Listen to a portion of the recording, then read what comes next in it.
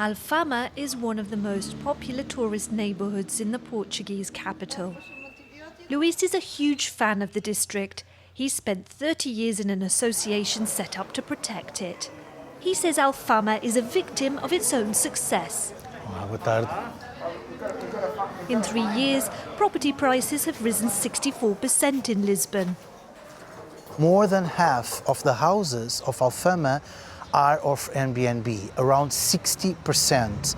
This means that with the pandemic and the stop of the tourist flows, the neighborhood nowadays is empty. So it's a ghost town.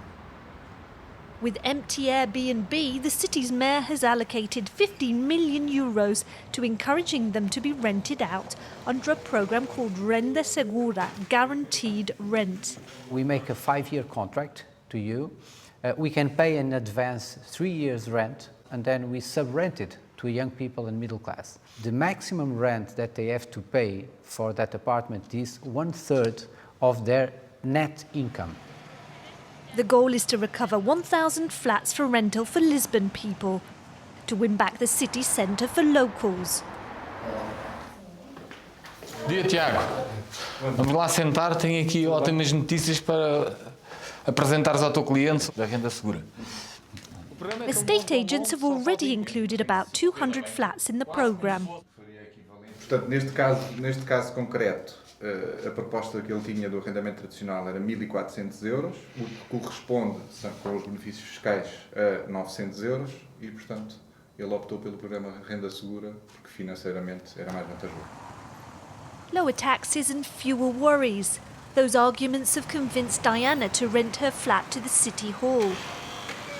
After 4 years on Airbnb, she was one of the first to join the programme this summer. Alors, c'est le salon, donc on est sous les combles. C'est le salon. Ici, c'est une des premières chambres. This French-Portuguese woman sees the scheme as a win-win for owners and tenants. C'est autour de 400 € par mois en moins, mais avec une sécurité en plus. Et en même temps, permettre à certaines personnes un accès à un logement qu'ils n'auraient certainement pas. So everyone's happy then. Not really, say associations like Luis's, who see this as an expensive subsidy that doesn't really tackle the housing crisis. The program only gathered 200 apartments for 10,000 candidates. So there's a lot of demand to a little offer. And another criticism is the fact that this program is being subsidizing the private sector of Airbnb.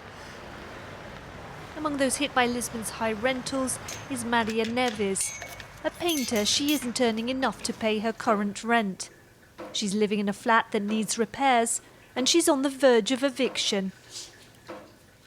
When it rains outside, rains inside.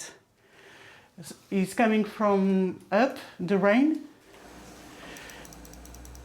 Like many Lisbon residents struggling to survive, she isn't entitled to any City Hall aid. I feel abandoned, and I'm abandoned as a lot of people. For me, it's not good because in 5 years I'm going to be in the same situation. So I feel in danger all the time. The Association for the Right to Housing says more than 50,000 families in Lisbon don't have a decent home.